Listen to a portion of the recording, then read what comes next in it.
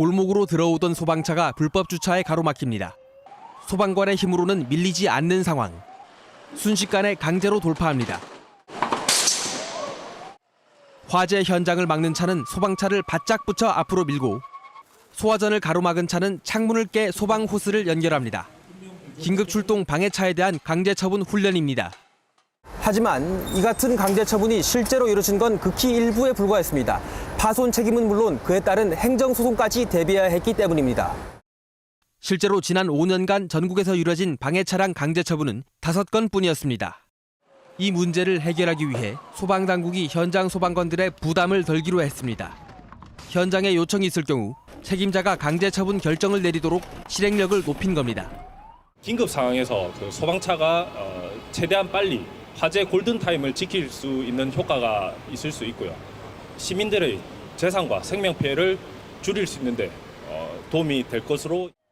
특히 차주의 보상 요구나 소송 등 법적 분쟁에 대해 소방공부 법무수사계 등 전담 부서가 대응하도록 했습니다. 국민신문고라든가 또 그분이 직접 서해 찾아오는 경우도 있고 그다음에 우리 담당자를 직접 와서 책임져라 하는 경우가 있고. 소방관들이 생명 구조라는 본연의 임무에 집중할 수 있는 여건과 함께 시민들의 성숙한 안전의식도 뒷받침돼야 한다는 지적입니다. KBS 뉴스 전형섭입니다. 차량이 도로가에 빼곡히 늘어서 있습니다. 불을 끌 때 사용할 물을 대는 소화전이 있지만 아랑곳하지 않았습니다. 빨갛게 칠한 연석에 적힌 주정차 금지 문구가 무색할 정도입니다. 소방활동에 지장을 줄 수 있어 소화전 5m 안엔 주정차가 금지됐지만 전북에선 지난 4년 동안 5,000건 넘게 적발됐습니다. 결국 소방당국과 지자체가 단속을 강화하고 나섰습니다. 실제 현장을 함께 가보니 얼마 지나지 않아 위반 차량이 잇따라 나옵니다. 소화전 앞뒤로 차량 2대가 버젓이 주차돼 있고 금지구역 표시도 소용이 없습니다. 정확히 가리지 않아도 단속할 수 있습니다. 저희가 현장 활동할 수 있는 이 범위 안에 포함이 되기 때문에. 소방당국이 전북 모든 시군에서 단속하겠다고 예고까지 했지만 사흘 만에 적발된 차량만 70대가 넘습니다. 평소 위반 땐 승용차 8만 원, 승합차 9만 원의 과태료를 내야 하고 실제 화재 상황에선 차량 파손 등 그보다 더한 일도 감수해야 합니다. 실제 화재 현장에서 차량이 파손되었다 하더라도 정당한 보상을 받지 못하는 사례가 생길 수가 있습니다.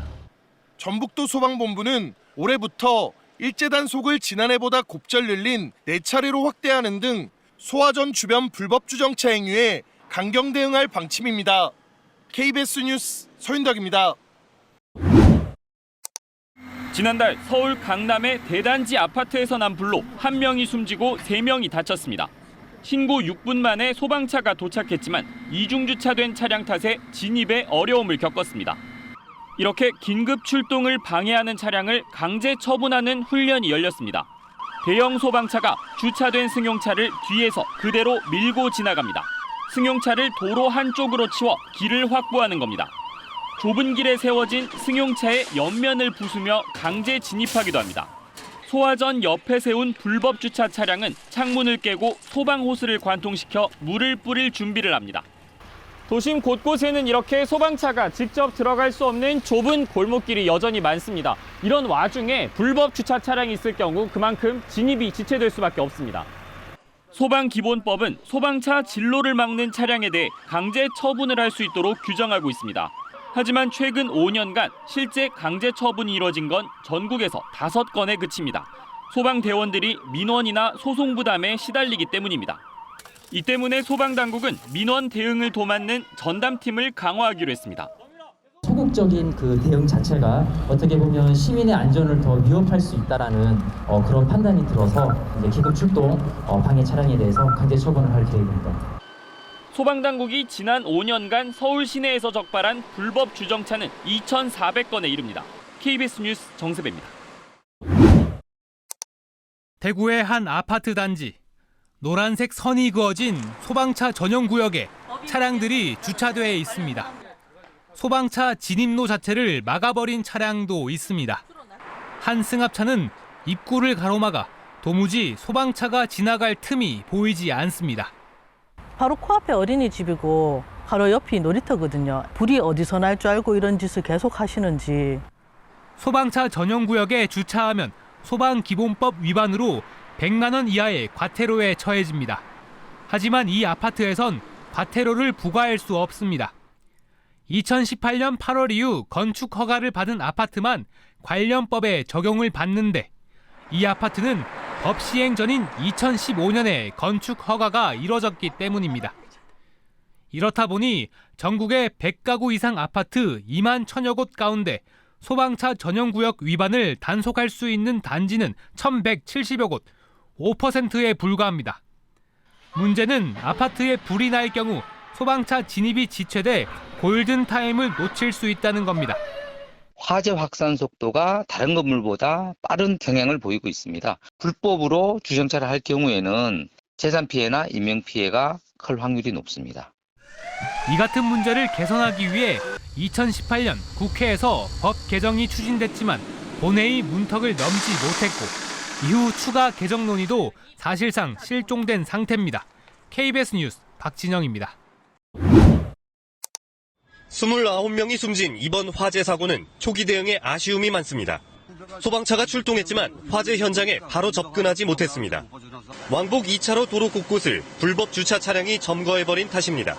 여가차가 엄청 많아요. 난 내가 여자를 치우고 차 빼고 여기로 들어가서 막 하면 좋겠더라고. 안 돼. 이게 저기에서 또 나오고 저기에서 나오고. 저는 지금 제천 화재 사고 현장에 나와 있습니다. 사고 당시 이 근처엔 주차된 차량들이 많아 소방 차량의 진입이 늦어졌습니다. 인명구조를 위해 굴절차를 투입했지만 재구시를 못했습니다. 초반엔 지지대를 펼 공간이 없었고 건물도 경사져 있어서 제대로 활용을 못했습니다. 속절없이 시간만 가는 사이 2층 여자 목욕탕에 수십 명이 고립돼 있다는 사실이 알려졌지만 구조는 제때 이루어지지 못했습니다. 털썩 주저앉으셔서 탄식하시면서 저 안에 사람들이 많다. 특히 내려오다 보니까 여자분들이 우왕좌왕하신다. 빨리 여자분들이 제 30여 분 계신다. 그렇게 말씀하셨거든요. 소방당국은 주차장에 대형 LP가스 용기가 있어 폭발 위험 때문에 현장 접근이 늦어졌고 유독가스가 많아 2층엔 접근하기 어려웠다고 해명했습니다. KBS 뉴스 이현기입니다.